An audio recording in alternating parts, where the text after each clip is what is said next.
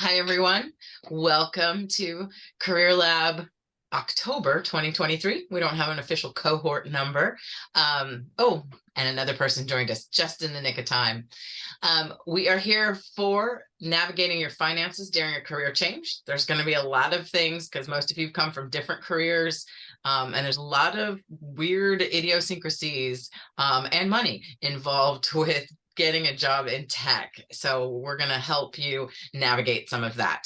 Before we get started, though, I want to do a quick run through the repo. First off, you can see my home computer is in dark mode, so it's going to look totally different than last time. Also, Andrew and I just figured out today that when I cloned or used the template for the repo this time around, I did it to my personal GitHub. That's why people are having problems finding it in the Collab Lab section. So I'll be fixing that in the next day or two. But if you all should have the link. It's in Slack. You have access to it. It's public, all of that. The info is exactly the same. It's just in the wrong repo. Or parent repo. So here we go. Week one, we're right smack dab in the middle. So congratulations. Hopefully so far you have gone through the different async things for getting your LinkedIn profile just miles and miles ahead of the common one, and those resources were useful. If you've gotten your stuff all set and haven't done it yet, please reach out to your mentors. It's at the bottom of the week, but it's supposed to be the second half of the week. So once you've had a chance to update your profile and get it, according to those different suggestions in the resources, then a mentor will look at it and pick it apart against a rubric and give you some feedback.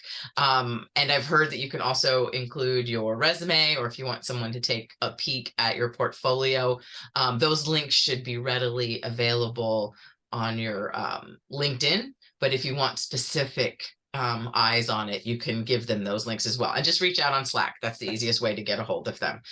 You can also try and connect with them on LinkedIn. That would work too, and you get one more connection. Next week will be the interviews. So be sure to, once you're done with LinkedIn, just move into the async stuff. The first part of the week, all weekend, I guess, is all asynchronous stuff. So all the resources for what you should ask in interviews, watch other people answer those types of questions, and start your take-home assignment. And then I'll see you on Monday and we'll talk more about interviewing, and we'll practice together. So before you go into a formal, acted out kind of trying to model a real experience, we'll do it much more casually just among us collabbies. So that's it for the check-in. Let me stop sharing. And I'll be manning the chat. Luke will take questions throughout, but if you have anything and you don't want to interrupt him, you can put it in the chat and I'll save them for him, or I'll answer them in the chat if I can. So without further ado, take it away. Yeah, thanks, Shelly. And yeah, I'll be asking if there's any questions throughout too. So yeah, Shelly will be able to bring me up to speed on any comments, questions that have been coming in all along. Thanks everyone for having me today. This has been my millionth time being here, but it's fun every time. I'm just super excited about your abilities, your futures, all the cool things that you've already done, and all the exciting things ahead of you.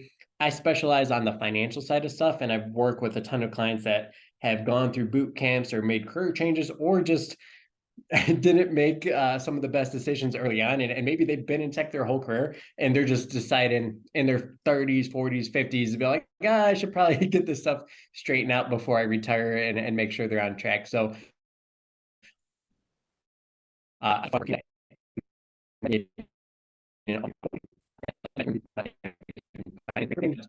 if you have a significant other, friends and family, you might actually get some stuff out of here that you can provide to them and give them some advice or pointers, just because it's pretty applicable to anyone that's really turning things around financially. So just really quickly about me, fairly recent. I think there's a probably like spring picture. We're doing some new fall pictures that my wife likes coordinating this upcoming weekend. So the next cohort, we'll see more fall-y stuff. I think that's in the spring here. Me and my wife, we live and love Colorado. We're originally from Illinois, but we've been out here now like 13 years about. We have 4 crazy kids. I started my financial planning company back in 2017. So a little bit past 5 years, coming up on 6 years, which has been a fun roller coaster ride. A couple years into it, everyone was asking me like, "Hey, can you do my taxes for me?" And I was like, no, like work with a tax person. I found that not tax people aren't always the greatest or the most planning oriented. They just kind of tackle things after the fact. And so I ended up offering tax planning and tax filing for my clients as well in 2020. Podcast, videos, strategy guides, and cheat sheets on my website. So even if we don't cover something and you have a question about a financial topic, there's a good chance I probably created something. And if I haven't, I'll find the next best resource I can send your way just to kind of get you going in the right direction. One cool thing about the podcast is actually interviewed Andrew Hedges, so one of the co-founders of the Collab Lab, and his episode's dropping tomorrow. So if you guys are ever wanted to know a little bit about Andrew's history or the origins of the Collab Lab, if you guys don't cover that already, that'll be a great episode for you guys to check out. So we're going to cover a ton of stuff, but how to be financially successful. Just making a lot of money isn't the answer. There's a lot of people that make 500,000, 300,000, $1 million, and they are financial train wrecks. So just making a lot of money isn't quite going to do it. I'll give you a couple of example scenarios about what the new possibilities are for you as your income increases throughout your new career. We'll tackle this or that, which is my version of frequently asked questions. So things I just hear all the time, and I can give you some quick direction on which way to go and where you can start finding out more information too. It'll also be helpful for you to know, well, what's the downside of some of the stuff in tech that you just need to be aware of. It's no surprise if you're job hunting right now that hiring and layoffs and things like that is definitely one of them. So we'll tackle a few other things as well, and then we'll have time at the end for Q&A. We do tend to talk quite a bit sometimes, which is perfectly fine. I definitely like that questions and answers throughout this evening as well. But if we don't get anything and you just have follow-up questions, I'm in the Collab Lab Slack, so you can just send me a private message, or if you want it to be public, you can just post a public question. I can kind of respond there for y'all. As a financial planner, I'm required to provide this disclosure. It says, hey, none of this, don't take any of this as blanket advice. Definitely use it as information to pique your curiosity. Hopefully it does get you thinking about some things. And if you need to go and research further, I definitely encourage you to do so, because everyone's financial situation is different. That's why I love financial planning, is because like there's 100 different ways to get here. I'm going to give you the ones I think are the most optimal and the ones that I think are going to fit my clients the best, but there's a lot of ways we can get there for sure. So does money impact happiness? And it's a question, but we can kind of see from this chart that it does, but only to a point. And that's where I'm saying, like, if you're making $1 million, your happiness probably isn't that much greater than if you're making 900,000 or 800,000, because once you get to a certain point, and it's usually around, it's increased for inflation. We all know what inflation is now, right? Over the last year and a half, when inflation went up almost 10% for a year, and it kind of stuck around for a while. But basically around 85,000 or so, depending on where you're living in the United States, it stops increasing the exact same amount. You're not getting as much happiness from that same level of income that you did when you were making 20, 30, 40, 50, 60, 70,000. And how you get that extra happiness, well, it's by having more fulfilling jobs. It's having more control over your life. It's being able to give back to great organizations like the Collab Lab. There's other ways that you get happiness, and it's not necessarily from income specifically at that point. So how to be financially successful? It's easier than most people think it is. If you kind of keep things simple, it'll be super easy. Usually we like to add complexity because some complexity is fun, right? Going on vacations, having a million babies like me, having pets, getting married, buying houses, buying cars. Like there's a lot of kind of fun and cool stuff that you can do. But you don't need to make six figures to be successful. I already mentioned making $1 million doesn't make you financially successful by any means. It really comes down to, well, what are you doing with it? Do you understand how to best utilize your resources? And the best thing you can do is establishing good habits. Now, one of the nice things about having most likely have a lower income before breaking into tech here in the coming days, months, or future years as you get promotions and things like that, is your income is probably lower now. And as it increases, well, if we can find a way to just slightly increase your living expenses, enjoy the kind of the good life as things are as your income's increasing, but not spending it all. Like those are good habits that you can kind of carry in forward as far as keeping an eye on where your money's going and just being disciplined about where and how you're choosing to spend your money. Because if you get a $10,000 raise, that's not 10,000 for you to spend. There's taxes involved. You're not getting it all at once. And if you say yes to everything that comes up because, hey, I just got a raise or I just got a bonus, but most of the time what happens is you end up kind of mentally not accounting for that quite well, and you spend 15,000, but you're only getting really like 6,000 of it. So you're going in debt. You're getting stressed out more, even though you made more money. You're more stressed out, and so that's a common thing if you're not aware of where your stuff is.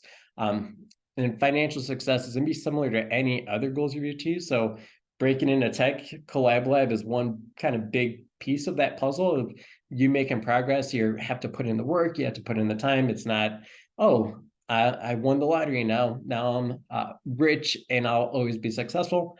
Most lottery winners actually file bankruptcy not too long afterwards, which is kind of strange. But it just shows that you have to have those good habits.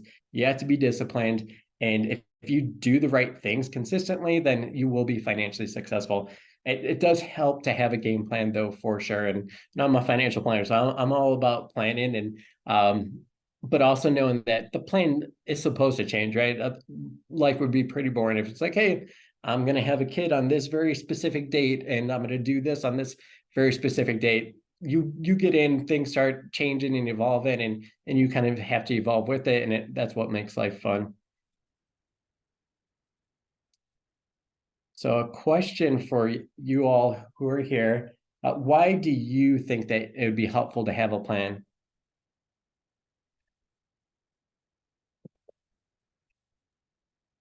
Um, I think it's good to have a plan because um at least, when things do maybe not go well, it's good to have that in advance versus trying to make like rash decisions or emotional decisions when things come up all of a sudden versus if you planned it out ahead of time. Yeah. Yep. Yeah. It definitely helps if you have a base idea of what things look like with where you want to go. And if things are slightly different, it's like, oh, I can just tweak that and move this thing here. And at the end of the day, it doesn't feel so chaotic, right? Anyone else? I know we only have a couple people, so I don't feel like you have to respond, especially if you have the same response as Isaiah. Right, we can move on. And skip. Oh, no. All right. So a goal without a plan is just a wish. And that's what Antoine de Saint-Exupéry. I messed it up at the end. That guy, he said a goal without a plan is just a wish. And every time before I do my presentation, I go and like look it up on YouTube how to pronounce it, and I always mess it up still. But yeah, like if there's things you want to do in life, you need to actually like take the steps to go out and do it. Similar to this career change that you're all going through, how many people do you think have had the wild idea like, oh, I want to start a new job, I want to start a new career, I want to go into tech, but they don't do anything, they don't try anything, they don't map out anything to actually figure out, well, what does it look like to actually make that a reality? And so same thing with the financial plan is the same similar thing to what you all are going through with this career change. Yeah, I'm sure you thought it out and weren't just thinking that, hey, I just do this one thing and I'll get the job tomorrow. It's going to be a process and a long time frame, and you want to have a plan to make sure you're not wasting time along the path. And so for me, from my point of view, it helps you understand, well, where are you today? So a lot of my clients, when they come to me, they're like, I got stuff everywhere. My spouse has stuff everywhere. I don't know what's going on. I don't know what this stuff means. And if you start to put a plan together, you sit down and you start to say, hey, this is where all my retirement accounts are. This is where all of our savings, this is what our debt looks like. you'll understand where you are. And that's half the battle. It's like, oh, maybe it's better than you thought. Maybe it's worse than you thought, but at least now you know what's going on. And then a lot of times people don't put down like what's important to them. Like, hey, I would like to travel more often, or I'd like to travel here specifically. They just are going about it like, oh, we'll do it someday. We'll do it someday. Well, heck, I have a kind of newer client now. It's been a few months. Her husband passed away when he was like 42, going on a hike that he's gone on a million times. He's just had a heart attack, and there's plans that they had that they wanted to do and things like that. So like, if it's just you, put this stuff down and write and talk with yourself. Know what's important for you. If you have a significant other, talk with them about what's important to you. They'll tell you what's important to them, and let's actually find out, well, where do we want to go? How can we make the best of this life? And then once you know that, you know where you're starting. We know the endpoints, and we probably have goals and milestones, little check marks all over the place. Now we can start to create a path from one place to the other. It's not so scary. It's not so, I don't think we'll ever be able to do it. It's like, hey, we could do it. We just might have to tweak these things. You'll know what actions you have to take. And so if I was just going to quickly draw a plan for myself or a new client that, hey, we don't have a lot of time. Time is of the essence. Let's just scratch something out. Well, first, before I even can work with the client, a lot of times it's like, hey, I need to believe that you're capable of financial success. Because I know a lot of times that's tricky, especially if you've had a rough go of it. Maybe even just growing up, things weren't well off financially, and it made it difficult, and maybe you've created bad habits. Well, it doesn't matter about the stuff in the past. A lot of my clients, heck, have lived in their cars at some point, had to push their cars to get to wherever they're trying to go. I've been astonished how many of my clients who are now kind of in the later half of their career, millionaires, have all these cool things and have a lot of resources and flexibility, where they say like, yeah, their 20s, their 30s were super rough financially. And so you have to first believe that you're capable of it, because that helps during these tough times. If you're applying for jobs right now, it's like, I've sent in 100 applications. Well, you need to believe that you're going to get the job. Otherwise, you're not going to apply for that 101st application to maybe that one's the one. And if not, well, maybe it's the next one. You have to be able to keep going and pushing through this stuff. And again, same stuff financially. Identify meaningful goals. I had a client that one time said, hey, I need to make $1 million. I need to have $1 million. So what do you need that for? He's like, I don't know. I just thought that was a good number. And it's like, well, like, how about let's look at things. We broke out his financial plan, and he hated his job. He it was affecting his health. He was leaving tech as what he wanted to do. It was like, well, those things don't quite match up. I want to save up $1 million, but I need to leave tech right now. And so we built out the plan. We talked about the things that were important to him. He did leave tech. He left for like 8 months. He started writing books, poems, doing stand-up, and started a podcast. And so he did all these cool things and kind of got healthy again, got clear-minded, and then found a new role in tech. This is probably 2 years ago now, that he loves, and he's making even more money than he was before. So identify the meaningful goals. Just saying things and having arbitrary stuff that's not meaningful for you is not going to get you to act and start making progress towards these goals. And even if you are, it probably doesn't feel as cool as it does when you know that you're moving towards something that you're excited about. Assess your resources. So that's kind of well, where are we now? How are we doing? You kind of list all of your items out, both the assets, the resources. You are an asset as well. So your income earning potential, you're your biggest asset for quite a while, just with how much money you're going to be able to generate over the course of your career. And we'll know where you want to go now. We'll know whether you're on track. And then you'll have a plan of attack with milestones. So maybe it is $1 million we need to get to, but you probably don't need that $1 million until later on. You're not actually going to be withdrawing from it. So let's not feel like we're losing the whole time just because we don't have $1 million. Let's find out where we need to be next year, 2 years from now. And a lot of times it's starting out with emergency savings. So emergency savings, sometimes a good target is 6 months. That's a lot of money for a lot of people. And that might feel like, I'm never going to get there. Well, let's start with 1 month. Let's get there. And then once you start to see it, it is kind of cool how people change the way they think about money as they actually have more money, as they have more resources, once you get to $1,000 in the savings, you never want to be below that. And once you get to 10,000, you might never want to be below that. And you start making different decisions and making better, more informed actions once you feel that progress that you're making along the way. Any questions at this point before I move too far forward? Nothing in the chat except for beautiful babies. I have been very lucky. Yeah, I see their funny faces every day, and they're always, one of them right now has markers, so that's why I'm thinking funny faces. She drew marker all over, and they just went for a walk, and so all of our neighbors are seeing her cruising town. But they're funny kids.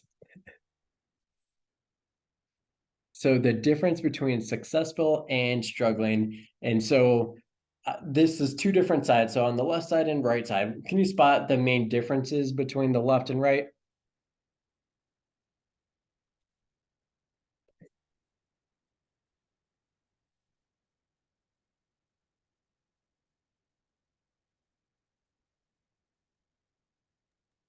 I think the savings is missing there, the right side. Yep, savings isn't there. There's one other slightly different. The needs and wants are together.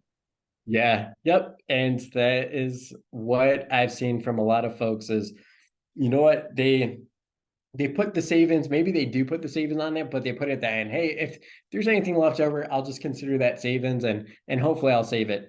But the most successful people I've ever worked with, we actually prioritize the savings, we automate the savings. So if we know that you need to save $100 a month for vacation and $200 a month to build up your emergency savings, we're going to automate that to happen monthly. We do that first before you ever start spending any of the other money. Then it is important to separate out the needs and wants, especially in funky times, like a lot of people are going through with layoffs right now, where it's like, I went from making 100,000 to making zero or whatever unemployment pays you, which is a fraction of what your normal pay is. And so if you know what your needs and wants are, it makes it very easy to say, all right, this is how much I need to actually get by. If I just focus on my needs, I can ride this out for 6 months rather than 2 months because I'm going to keep spending on all of my wants and needs and not really take the time to know the difference. And it also helps just to slow down spending. We're all quick to hit the buy now, have it here tomorrow. And a lot of times, so this is even something I see here with my family that happens on occasions. We buy stuff thinking that, hey, we need it. And then it's like in the garage or in a box still for like a month. Like, we probably could have just put this off, and we didn't actually need it, and it was a want that we're not even using. Like, that doesn't make too much sense, and so it's super common. It's going to be a lot easier to forget that as you start having money coming in. I have clients where both spouses are in tech, and they're like, we're making the most money we ever had, but we don't know what's going on or why we are in the most debt we've ever been in. Well, it's like, because we just keep saying yes and buying everything possible. Raquel, she put an interesting thing in the chat, and I'm not familiar with it. The 50-30-20 rule. Yep. And so rules of thumbs are definitely good to kind of help give you direction. One of the tricky things with the rules of thumbs for these percentages, and I've seen different kind of portions for this. 50%, I'm guessing is needs. 30 is might be the wants, and 20 is the savings. Me being a saver, like I'd like to see the 30% be savings and 20% be wants, but I've seen it a few different ways, but that's essentially how that gets broken down. And Raquel can definitely share more light on what those ones are specifically. But yeah, that breaks down your spending and targets to have if you don't know kind of where your goals are and whether you're going to be financially successful. What I like doing, just because I have clients in California, Colorado, Illinois, New York, none in Arizona, Texas, kind of all over the place, Oregon, Washington, and the cost of living is different everywhere. So spending's different, childcare is different. And so those things are good to kind of help give you direction. But I've seen people get overly stressed, like, oh, one of the rules of thumbs is like 28% for your home living expenses. So like mortgage, utilities, all that stuff. And like, well, that not always the case. If your other living expenses are lower, you can actually get by with a higher mortgage and things like that. And so rules of thumbs definitely help give you direction. But if you do the homework and actually start to make your own plan, you can get more precise and actually understand like, oh, no, maybe you don't need to save 20%. Maybe you're fine saving 10% because you just started out early and you're kind of on track and you don't have to save 20%. For people that start later on in life, they need to save 30 or 40% of their income because they just took a little bit to get going. And so definitely helpful there.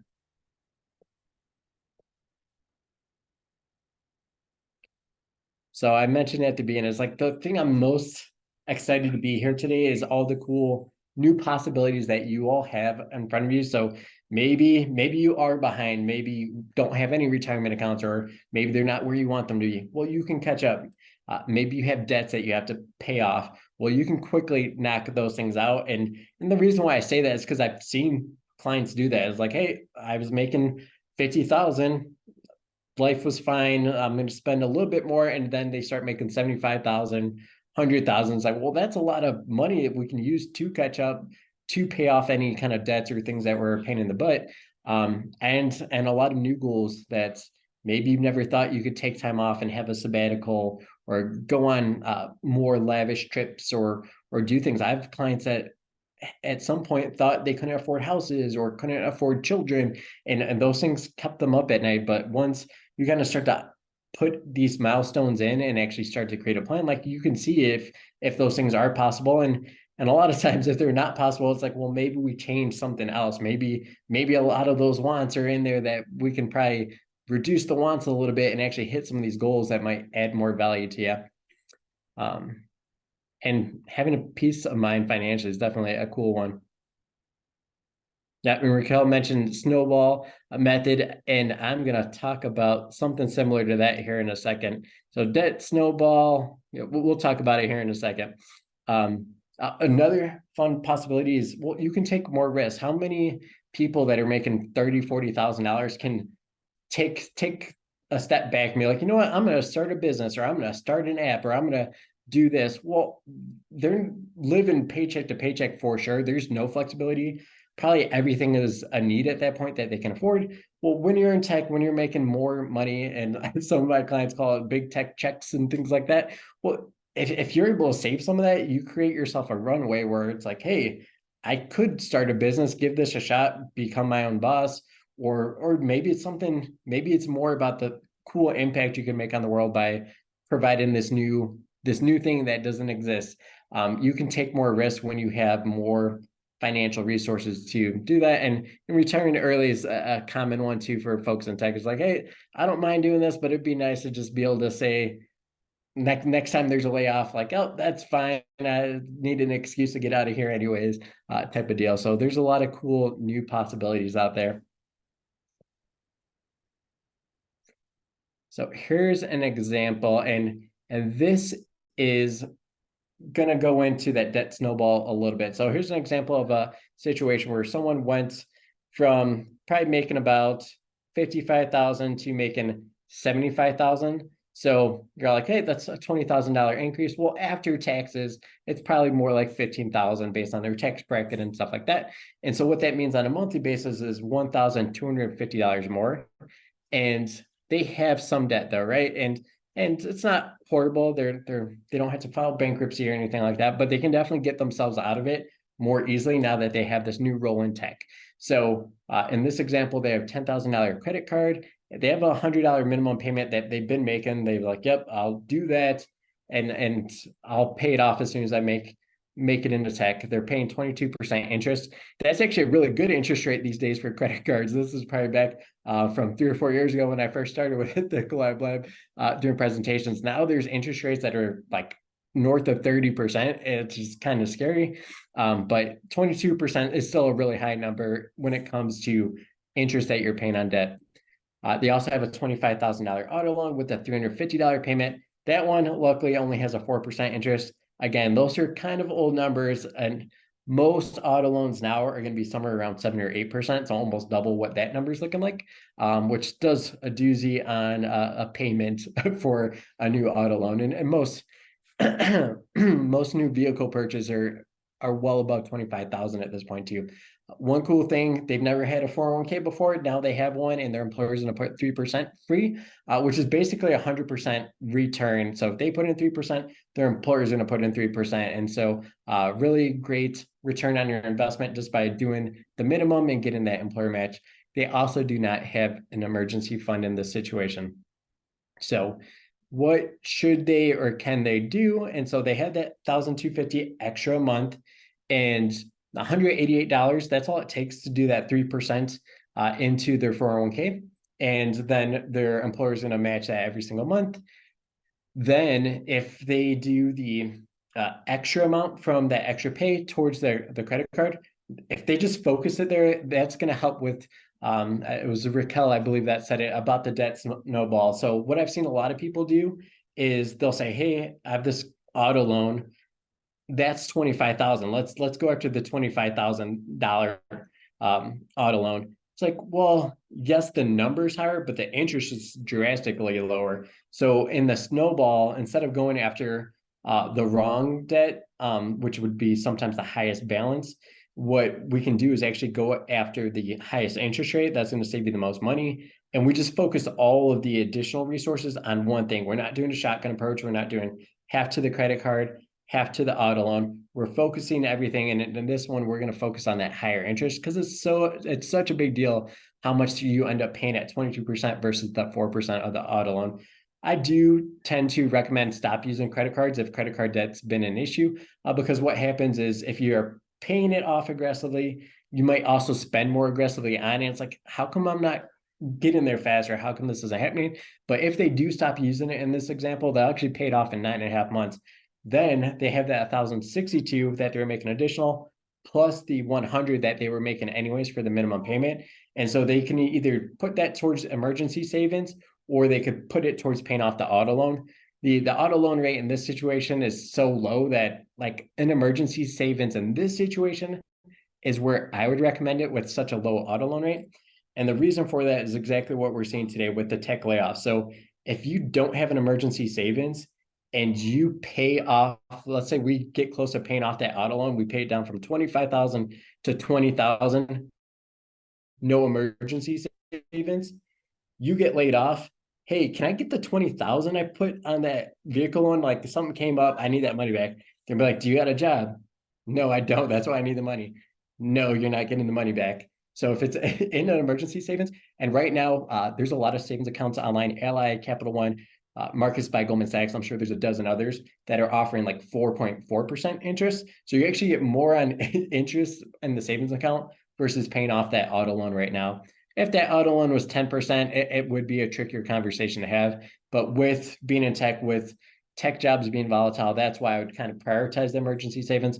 But if the auto loan really was a pain in your butt, you could that snowball it and just pay it towards the auto loan. But the tricky thing is you don't easily get the money back. Same thing with the house. If you pour all the money into into your mortgage and something happens, well, unless you have a home equity line of credit, which most people don't have, they're not going to be able to get that out. Then they're not going to be able to make the monthly payments because they don't have an emergency savings and they're out of work for 6 months, 9 months, a year. And so there's a lot of cool things. And more than anything is you have flexibility to do this however you want because you have $1,250 extra a month, which is the awesome point. So here's example 2. So this is like, hey, maybe you've managed to avoid debt altogether, and now you have this new income with the new monthly stuff. You still have the employer match of 3% into your 401k. And here's the thing of, well, you could save just the 3% and spend the rest, or you could just save it all. And so if you end up saving it all, you can actually retire 7.5 years sooner in this kind of example. And again, that's going to depend on when you get started. And at the earlier start, you might be able to retire 10 years sooner. If you start later, well, maybe it's 5 years sooner. But that's where like you have discretion and you can choose to be really aggressive with it, or you can pull your foot off and maybe you don't have to save as aggressively, and maybe you don't mind working. And so those are some cool opportunities and possibilities out there for you. So before we go into the this or that for the frequently asked questions, just want to check in. Oh, so Raquel was just saying that she loves finances, and yeah, you came to the right place, right? I think I love it as well. Yep, high yield savings account. So if you guys have money just sitting in a checking account or a savings account and it's a large amount, look into high yield savings accounts. You can go specifically to any one of those companies and you'll see something north of 4%. And it's a great way just to park your money that you're not going to be using for a while. And yeah, it adds up pretty substantially. I don't see any new questions come in just yet. So we can dive right in. So term life insurance versus whole whole life insurance. I give me 1 second. I'm not a big fan of whole life insurance or necessarily the insurance agents that sell it.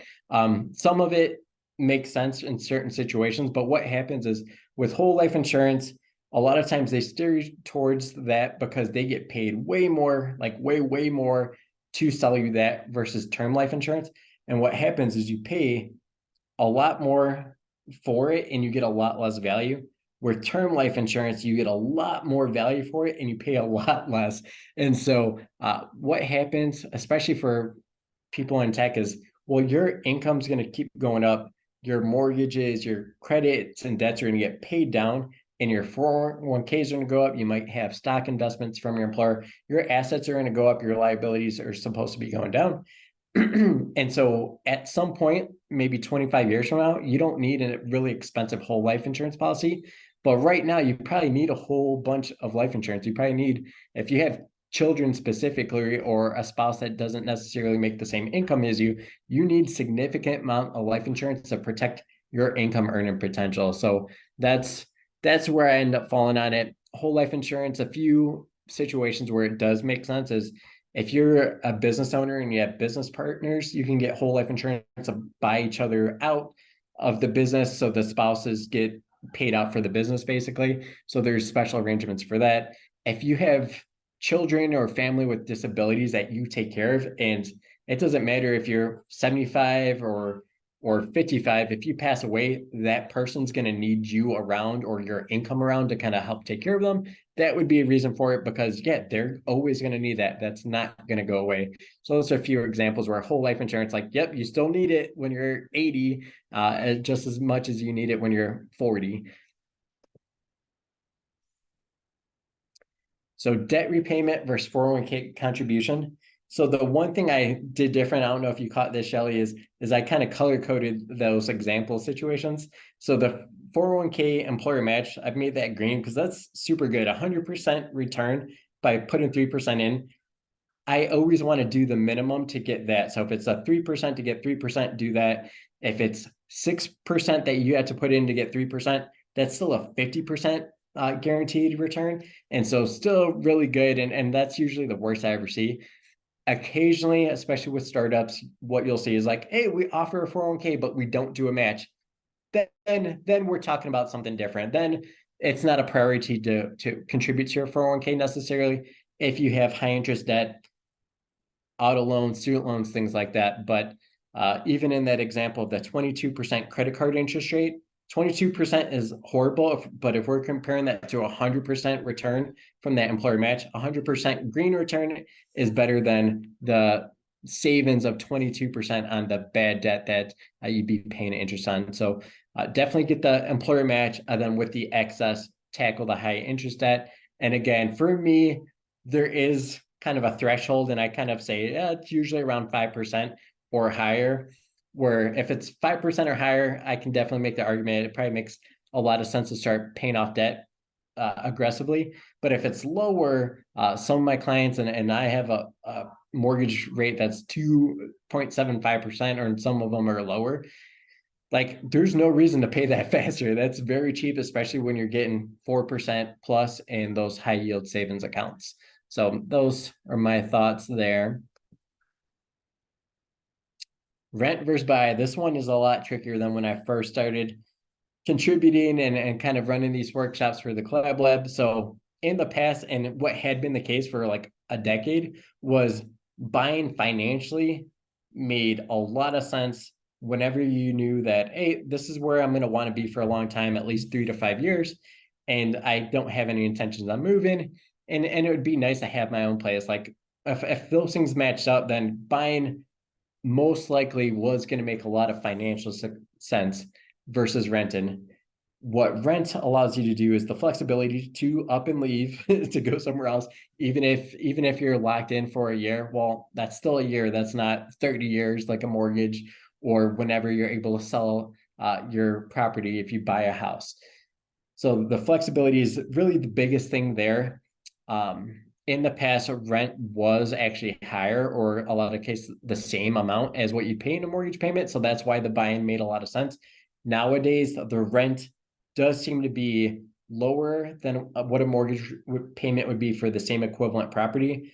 But you're going to see here, if you're renting right now, you'll probably start to see rent's going to start creeping up. And at some point, they're going to be meeting in the middle again, where it's like, hey, it costs the same amount to rent versus buy, because the expenses for the landlords are going up, their property taxes, their insurance, rental insurance, all these different things, repairs and all of that. So, and if it's a supply and demand thing, if there's enough people that wanting to rent, well, they can jack up the prices until they don't have people that want to pay it. And so rent's going to be coming up. And right now, buying, just because it is different than how it used to be, buying will likely still make sense if you're super confident that you're going to be there for a long period of time. So instead of maybe 3 to 5 years, I'd say 5 to 7 years. And the biggest thing with purchasing is, well, can you afford the monthly payment? Is it going to stress you out if you're locked into this? But if you can afford the payment, then you still might come out financially better off by buying it now, even though interest rates are high, even though property values are still in most places at all-time highs. And the big key thing is not likely needing to sell it or move for probably 5 to 7 years to allow it to gain an appreciation and allow you to actually pay down your principal and build up some equity there. This is usually one I have a lot of questions on. So any questions on this guy?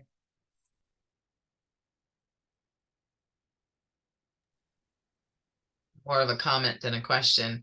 I'd imagine that your emergency fund is more important than ever, though, if you have a mortgage, because you don't want to mess with that.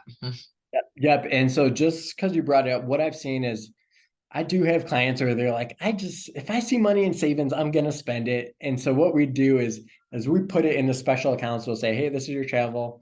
But if they see something that they can spend and they don't go into debt, otherwise, what I've done is we have clients that have a ton of equity. They have like $500,000 equity in their home because they bought it 5 years ago, 10 years ago, whatever it is.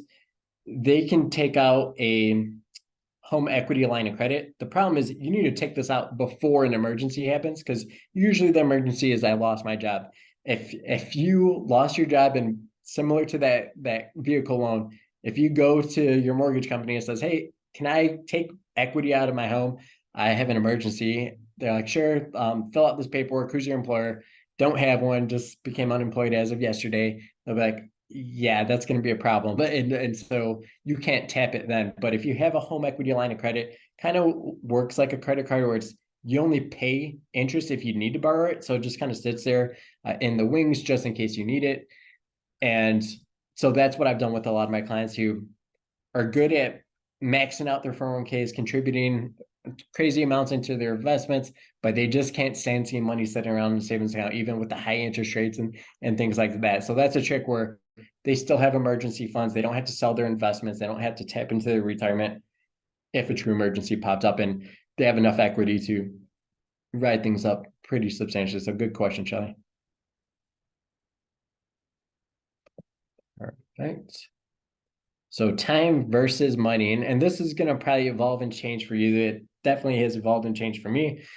Before, I had more time than I had money. And so it was very easy. I could be very flexible with my time. I could meet with people, I could go do things, I could drive all over town and just do whatever. Right now I have a family, now I have kids, now I have businesses and things like that. So my time is very restricted and I have more money and flexibility. And so what is important to me and what a lot of people, this is where that earlier slide of, well, does money buy you happiness?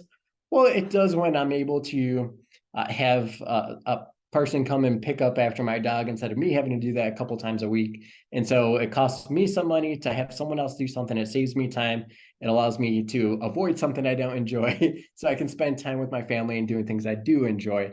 And if you think about it, we have a lot of things that save us time that we probably overlook. I definitely know I had. We had a dishwasher, it's probably about a year and a half ago that went out and we bought one, but it's going to take like 3 or 4 days for it to come.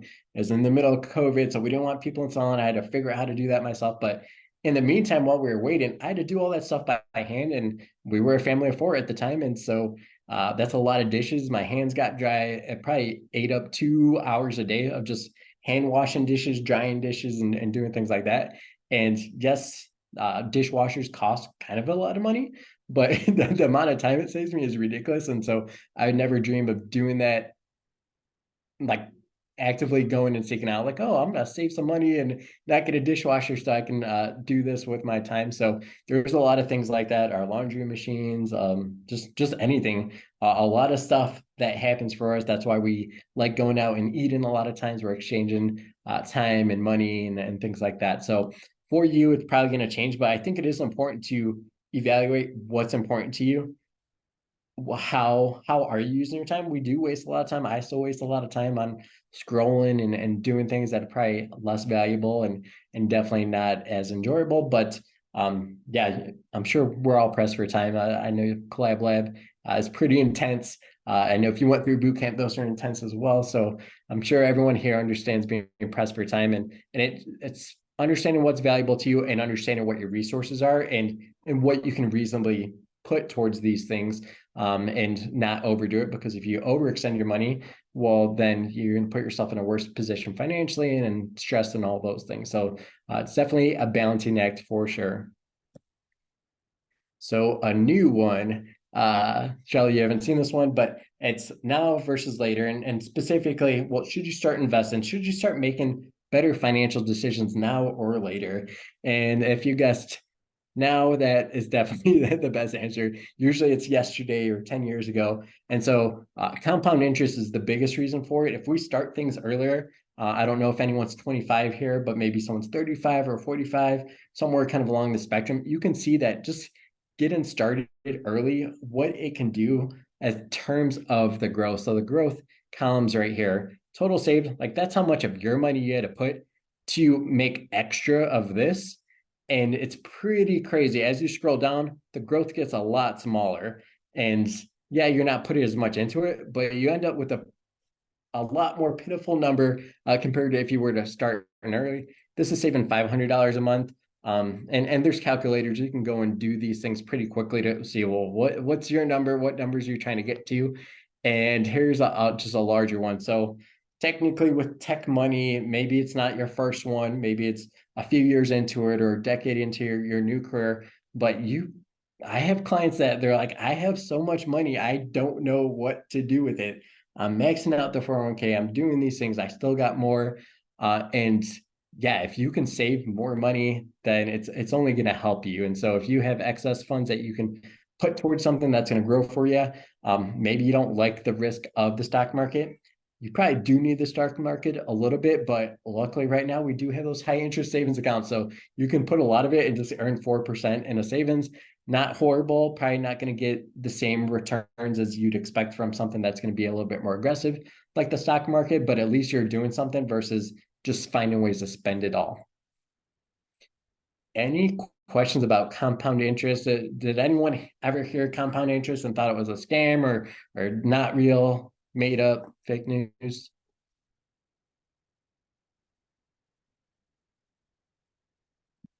I see some of the chat. Let's see. Okay, Raquel was compound interest. I was just going to say, I know Raquel knows all about it. Yeah, I knew you would, Raquel. Perfect. I do have a question, but I actually don't know if we're still going to talk about it. So I'm not sure if I should ask now, but it's about stock plans. Is it a good moment now? Are we still going to talk about it? Stock plans. Let me see. Got a couple minutes. Let's go through this really quick and we can talk on stock plans. I do have quite a few bits of content about stock plans. But let me run through this and we'll see if we can tackle it in the Q&A really quick. Okay, Raquel? Okay, thank you. Perfect. So a couple things to be aware of. Lifestyle creep. So I mentioned, hey, it's very easy for my clients and just people in general. You start making a lot of money and you're like, this is so much money. I can say yes to this, this, this, this. Oh, you want something, honey? Sure. Kids, you want this? Yep, go for it. We're good. And then you look at your credit card, you're like, this is not good. Like, this is not sustainable. And so lifestyle creep is very, very real. And what it is, well, as your income goes up, your spending just naturally increases. And it's fine to do it a little bit, but you do want to be aware of it. You don't have to be aware of it, but you need to be aware of it so you know what's going on. And layoffs, we know a lot about that right now, just from the news and friends and colleagues and things like that. So that's a big one. That's really one of the biggest risks that you'll ever have in your career. And just because you have something stable, I had a client who was laid off. She was at Intel. Like everything was going good at Intel. Intel sold off her part of her division to a different company, and they're like, "Oh, we really like what you guys are doing." A week later, they let everyone on the team go, and then they just kind of dismantled it. So it's nowhere safe in tech. I would say, no matter how great your boss is, no matter what your boss says is safe.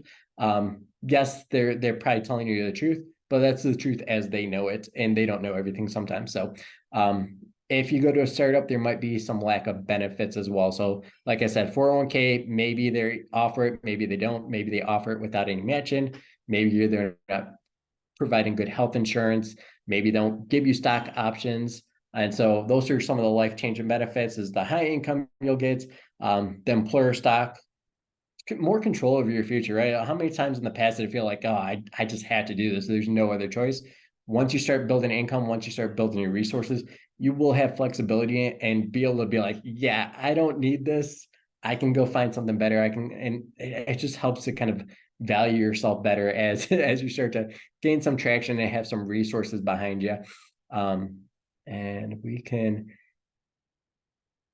this is everything we covered. I do want to jump into stock plans. And Raquel, was there a specific stock plan that you had in mind? Is it employee stock purchase plan, stock options, publicly traded versus non-publicly traded?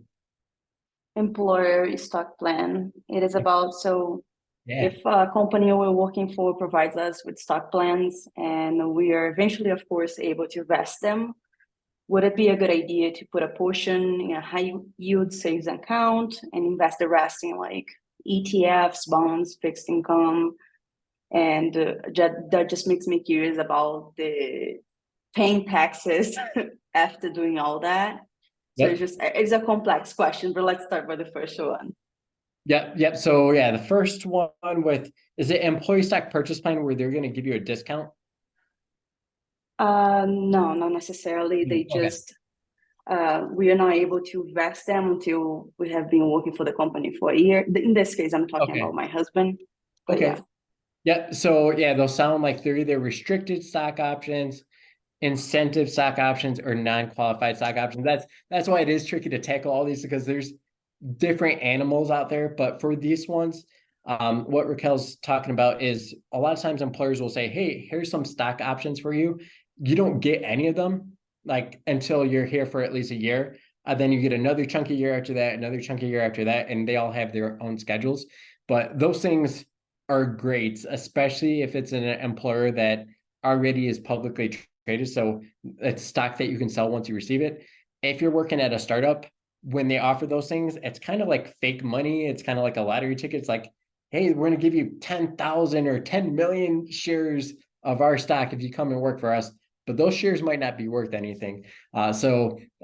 Super complex. We're not going to be able to dive into all the ifs, thens, and buts about it. But if you're the employer is publicly traded, and once you receive the stock, you can go online, hit sell, get the money for that. Those things are phenomenal. And the tricky thing is knowing, well, should I sell it or should I keep it? Those are going to be a lot more advanced. Yeah, you'll have to figure out if you feel like that company is going to do better than other investments you can make, or better than some of the debt you might have to pay off. And so there's a lot of other things we have to compare it to. If you are receiving stock options for a company that is not public where you can't sell it, again, think of it as lottery tickets, not necessarily real money. And so if it's like, hey, this company is going to give me $100,000 worth of stock, that's real stock I could sell once I get it, and this one's going to give me 100,000 of monopoly money that, or lottery tickets that might be worth something, they're not the same. And potentially the lottery ticket could be fantastically more. But most times than not, like, even if it's a great story, I just have so many clients that have worked at stars like, oh, I have all this, and they leave the company and like, yeah, I don't think that's going to be anything, and it never does. And so definitely do risk versus reward, and understand how those things compare. Definitely need to research a lot more as far as what's the decisions to make, and the tax consequences. So tax consequences, if it is stuff you can sell right away, is once you receive it, for restricted stock, that tax is forced on you. So you're paying taxes either way, whether you sell it or not. Non-qualified stock options, incentive stock options, you have the right to get the stocks after a year. You don't have to. You have to pay money to get them. But what you're going to receive likely would be more. And when you make that decision to exercise the stock, that's when you're paying taxes at that point. So you do have more control over the taxes, and the greater the value, the more you'll pay in taxes as a result. So yeah, I can find some resources and post that into the Collab Lab Slack, just so people have some resources to hunt down as you're navigating your careers and getting those job offers. Perfect. Thank you. Yeah. Yeah. And Raquel, follow up with me with additional questions on Slack, and I'll send you some resources. Sounds good. Thank you. Perfect. So it was awesome being here. We tackled a little bit of Q&A. Any additional questions, though, definitely reach out in Slack. I'm pretty responsive. You might get a message in the middle of the night. It might be the middle of the day, but I get back pretty quick. And if you want to follow me on LinkedIn, Twitter, YouTube, anywhere, podcast stuff, definitely go for it. I'd be happy to connect. This was awesome. Thank you so much yet again for bringing us this super valuable stuff. I hope you all enjoyed it. Magna, I saw you just joined us. Probably a time zone issue, but I recorded the whole thing, so it'll be up in the repo, if not tonight, first thing tomorrow morning. So I hope everybody has a lovely evening wherever you are. Take care, and I'll see you next time. Bye. See you. Thank you.